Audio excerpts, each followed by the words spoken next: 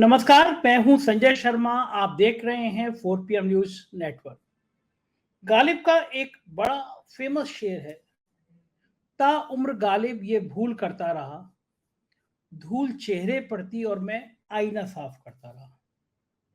धूल जहां पड़ी है, सरकार वहां से हटाना नहीं चाहती। आईने को साफ कर रही है, गोदी मीडिया को साफ कर रही है कि हमारे चेहरे की धूल तुम गलती से दिखा मत देना। और ऐसे दौर में सरकार परेशान हो गई है। मैंने पहले भी कहा ना कि जब दिन खराब होते हैं, जब दिन परेशानी भरे आने लगते हैं, तो ऊंट पर बैठे आदमी को कुत्ता काट लेता है। ये बड़ी पुरानी कहावत है। हमारे जोशी जी मुझे मिले थे मई जून में। उन्होंने कहा था अगस्त से साहेब के दिन बुरे शुरू दिन हो जाएंगे, और मैं उनकी मजाक उड़ाने लगा था, ऐसे अगस्त से क्या होगा। लेकिन मैं पिछले कुछ महीनों से देख रहा हूं, कोई हफ्ता कोई महीना नहीं जाता जब सरकार की मजाक ना उड़ती, सरकार की खिल्ली ना उड़ती हो, या मैं ये कहूंगा कि सरकार का सच सामने ना आता हो। संबित पात्रा जी बहुत नाराज थे कि भाई 14 पत्रकारों के नाम इंडिया गठबंधन ने जारी कर दिया, ये लोकतंत्र का अपमान है। और यहां से बात करते करते वो फारूक अब्दुल्ला पर आ गए। कश्मीर में जो हो रहा है उसके संदर्भ में आ गए। फारूक अब्दुल्ला ने कहा कि हिंसा से कब तक काम चलेगा, बातचीत होनी चाहिए। अब वो संबित पात्रा तुरंत फारूक अब्दुल्ला और कांग्रेस के एक और नेता पर फालन होगा कि इस माहौल में पाकिस्तान से कैसे बातचीत की जा सकती है। ऐसे नेता कांग्रेस के साथ हैं, ऐसे नेता इंडिया गठबंधन के साथ हैं जिनकी मानसिकता पाकिस्तान वाली है। मुझे बड़ी हंसी आई। हंसी सी आई कि ये लोग जनता को मूर्ख समझते हैं। इनको लगता है कि ये टीवी चैनलों पर बैठ के, गोदी मीडिया के चैनलों पर बैठ के कुछ भी कहेंगे और जनता उसको यकीन मान लेगी। जनता ये मान लेगी कि आप सच बोल रहे हो, आप तो हरिश्चंद्र हो। इस दौर में सबको सच पता है। ये जो नई यूथ है ना, इसके हाथ में एक मोबाइल है और वो पढ़ती रहती है, वो जानती रहती है, जो पॉलिटिक्स को समझते रहते हैं वो देखते रहते हैं। सोशल मीडिया का जमाना है।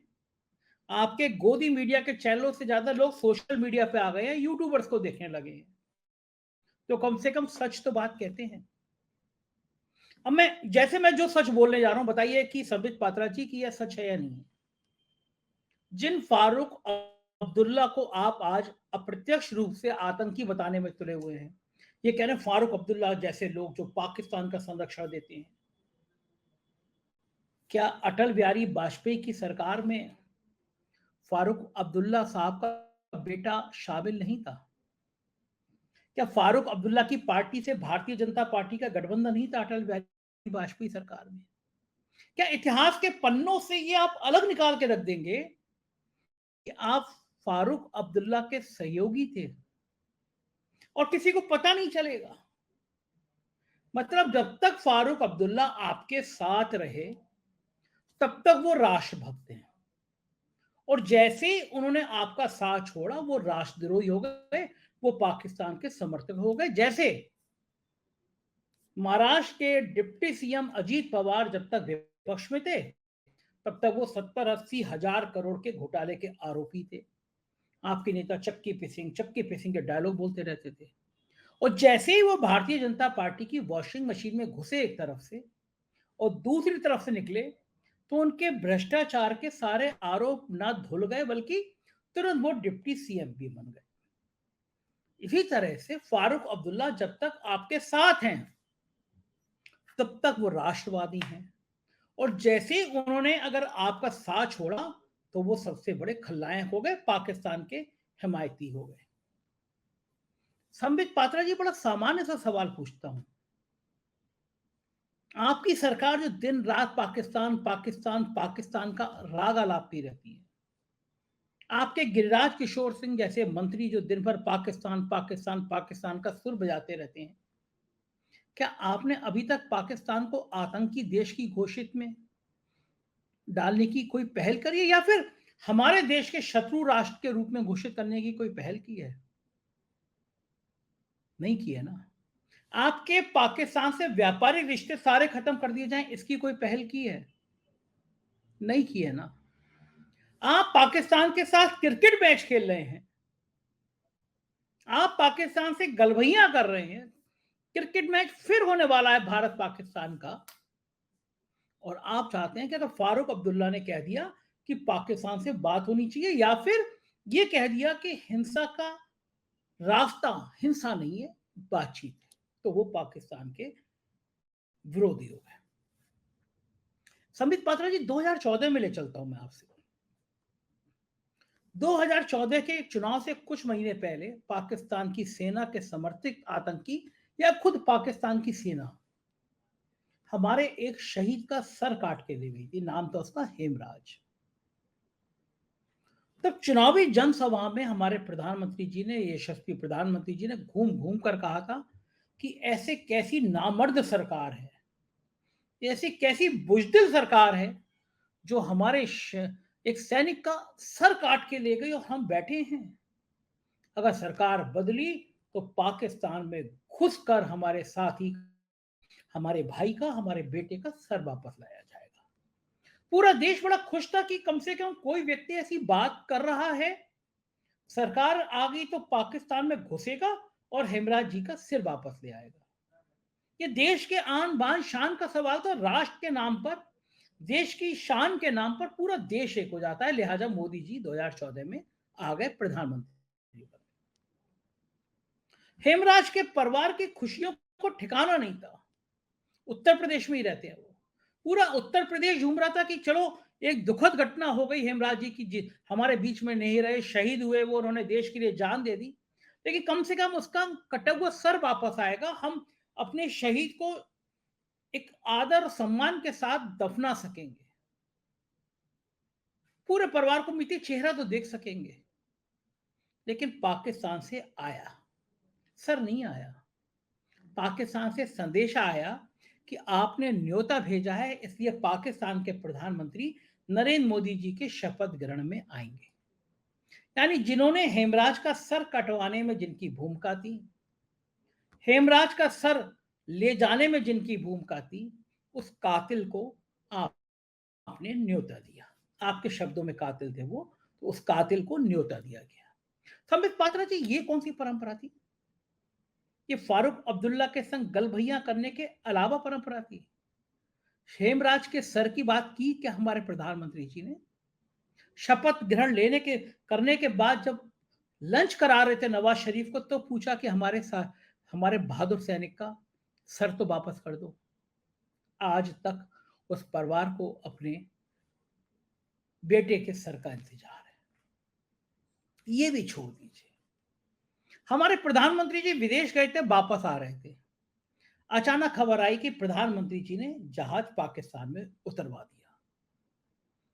शेर आया, शेर आया, ये हमारा शेर पाकिस्तान में उतर गया, पाकिस्तान में डंका बजाने गया है हिम्मत किसी में जो पाकिस्तान में जाके अपना जहाज उतार दे। ऐसी तमाम बातें आप लोग कर रहे थे संबित पात्रा जी। हमको भी लगा कि शायद उतारा है और कहा होगा कि लाइए हमें हिमराज का सिर सौंपिए, हम सम्मान पूर्वक उनको अंतिम संस्कार करेंगे।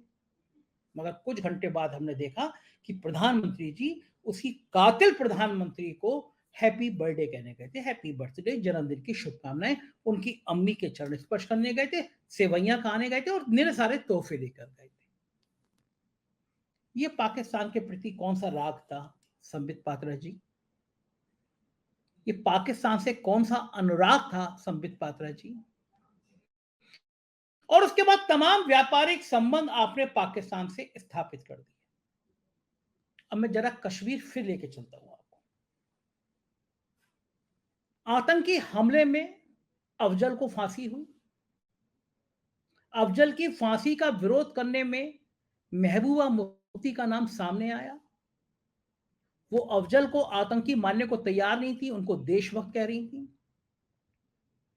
लगातार भारत के खिलाफ बयान दे रही थी। भारतीय जनता पार्टी भी उनको राष्ट्रद्रोही जाने क्या क्या कह रही थी।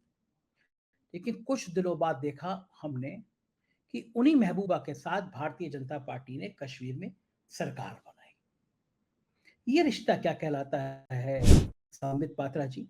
जो आतंकी अफजल की को शहीद का दर्जा देने की बात कहे, उसके साथ सरकार बनाने का रिश्ता क्या कहलाता है संबित जी? और आप संबित जी क्या इस देश की जनता को इतना मूर्ख समझते हैं कि उसे ये सब बातें पता नहीं होंगी? उसे ये खेल समझ नहीं आएगा कि आप खेल खेलना कौन-सा चाह रहे हैं? मैं जब ये वीडियो बोलने जा रहा था उससे 1 घंटे पहले भारतीय जनता पार्टी के एक नेता मेरे दफ्तर में आए। मुझसे बोले क्या आकलन है? मैंने उनको बताया कि बंगाल, बिहार, महाराष्ट्र, कर्नाटक हाल अच्छा नहीं है। मैंने उनसे ये भी कहा कि उत्तर प्रदेश में खड़गे जी रायबरेली से लड़ गए, फूलपुर से लड़ गए नीतीश कुमार, तो परेशानी आ जाएगी। मुझसे बोले लेकिन देख लीजिएगा सरकार बन जाएगी। मैंने कहा चुनाव फंसा हुआ है तो कैसे सरकार बन जाएगी? मुझसे बोले कुछ भी करेंगे, चाहे हिंदू मुसलमान में थोड़ा तनाव बढ़ जाएगा और देखना फिर माहौल बन जाएगा। ये जो लाइन है ये आप अपने अड़ोस पड़ोस हर चौथे व्यक्ति से सुन रहे होंगे कि हिंदू मुसलमान का कुछ खेल हो जाएगा, सरकार बन जाएगी। सीमाओं पर कुछ खेल हो जाएगा, सरकार बन जाएगी। सर्जिकल स्ट्राइक होगा, सरकार बन जाएगी। ऐसी बातें चलन में आ रही हैं। कोई बड़ा बड़ा तमाशा कर देंगे, मोदी जी सरकार बना देंगे। तो क्या सरकार बनाने के लिए बड़ा तमाशा चाहिए? क्या सरकार बनाने के लिए सर्जिकल स्ट्राइक चाहिए? क्या सरकार बनाने के लिए पुलवामा की ट्रिक चाहिए जो सतपाल मलिक जम्मू कश्मीर के पूर्व गवर्नर आरोप लगाते हैं कि पुलवामा करके राम मंदिर पर हमला करके कुछ भाजपा नेताओं को मरवाकर माहौल पैदा किया जाएगा? क्या ट्रिक चाहिए? और ऐसी बातें अगर सामान्य जन में ये चर्चा का विषय है कि आप इस तरह की वारदात करा के सत्ता हासिल कर सकते हैं, ये बात कोई सामान्य व्यक्ति भी कहने लगा है, अखबार के दफ्तर में आके नेता कहने लगा है, तो समझ जाइए कि देश कितने खतरनाक मोड़ की तरफ बढ़ रहा है। मीडिया का चेहरा दिखाया, इंडिया गठबंधन ने दिखाया कि ये वो चेहरे हैं जो दिन रात आपके मन, मस्तिष्क, दिमाग, आत्मा सब में जहर भरते हैं। दिखाया है कि वो 14 लोग हैं जो इस देश को बांटने की कोशिश करते हैं और आज से कांग्रेस और पूरे इंडिया गठबंधन का कोई प्रतिनिधि इनके शो में नहीं जाएगा। तिलमिला गए बीजेपी, संबित पात्रा जी आ गए, बड़ा बुरा। पिछले 7 सालों से रवीश का बायकॉट कर रखा था, कोई भारतीय जनता पार्टी का नेता रवीश के शो में नहीं जाता था। क्या वो आपको देख के समझ नहीं आया? सुना यह जाता है कि एबीपी चैनल जो कुछ दिन पहले रूप का लियाकत जी के समय में बड़ा भक्ति काल के गीत गाता था, मौका देखकर उसने माहौल देखकर समझ गया कि अब देश की जनता का मूड बदल रहा है और सत्ता बदल गई तो हम कहीं के नहीं रहेंगे। इस नाते से उसने अपने तेवर थोड़े से कड़े किए। संदीप चौधरी जी उसके शो करने लगे, शो में तीखे तीखे सवाल पूछने लगे। बताया जाता है कि भारतीय जनता पार्टी ने अपने नेताओं से कह दिया कि संदीप के शो में नहीं जाओगे, अघोषित रूप से कह दिया, रिकॉर्ड नहीं है लेकिन मौके कह दिया। ये काम बीजेपी बड़ी सफाई के साथ करती है। ये क्या लोकतंत्र है?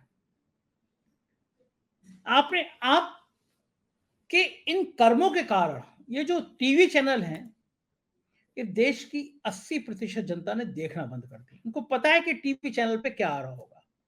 टीवी चैनल पे आ रहा होगा एक दाढ़ी वाला मुल्ला मौलाना साहब, सुना है कि उनको 5,000 हजार या 10,000 रुपए लेके बुलाया जाता है। एक पंडित जी टीका लगाए, उन्हें भी एक लिफाफा दिया जाता है और पहले कह दिया जाता है कि तुमको जैसे ही कैमरा हो 5 मिनट बाद तुमको एक दूसरे की गाली गलौज करनी है, माहौल ज्यादा गर्म करना हो तो पानी फेंक देना है, थप्पड़ मार देना है, हमारा शो हिट हो जाएगा और तुम्हें एक दूसरे के धर्म के खिलाफ खूब बातें करनी है। यह मानसिकता परोसी जा रही है, दी जा रही है, देश में दी जा रही है। अंबानी जी के चैनल दिन भर हिंसा की बातें करते हैं, इसलिए कि किसी भी तरह 2024 का चुनाव जीतना है, जो महाराष्ट्र में, बंगाल में, बिहार में, कर्नाटक में फंस गया है। उत्तर प्रदेश में योगी आदित्यनाथ की नाराजगी को लेकर चर्चा है कि योगी जी को गुल ना खिला दें, पता चला कि यूपी से भी साहब का डिब्बा गोल हो जाए। तो ऐसे में किया गया जाए, कौन सा ताना बाना बुना जाए, कौन सा षड्यंत्र बुना जाए, इसकी चर्चा लखनऊ से दिल्ली तक, दिल्ली से कलकत्ता तक हो रही है। चर्चा इस बात की भी है कि इस सत्र में, विशेष सत्र में कुछ चौंकाने वाला फैसला लिया जाएगा, जिसको ट्रिक कहते हैं, जिसको चुनाव जीतने की रणनीति कहते हैं।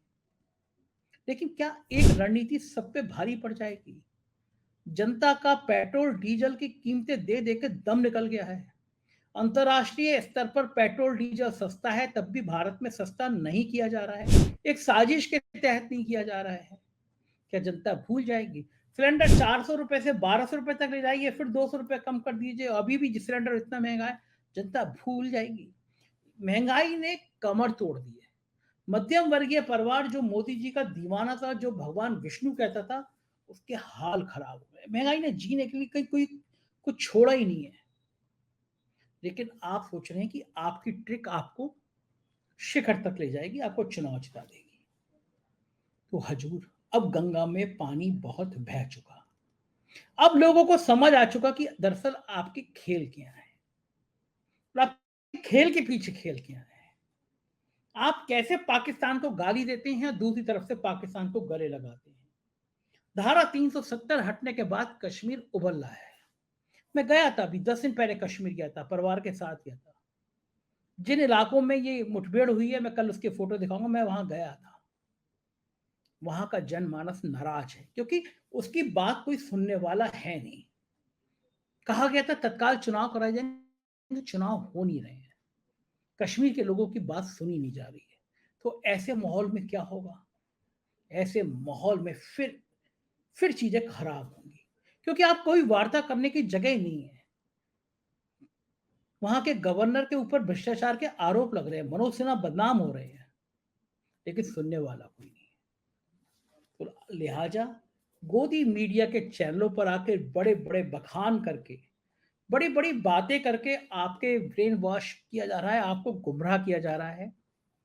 थोड़ा दिमाग का इस बार परिचय जरूर दीजिएगा। किसी भी ट्रिक में मत फंसिएगा। अपने बुनियादी मुद्दों का ध्यान कीजिएगा, जो देश का भला कर सके उसकी तरफ देखिएगा, वरना देश एक बार फिर अंधकार में हो जाएगा।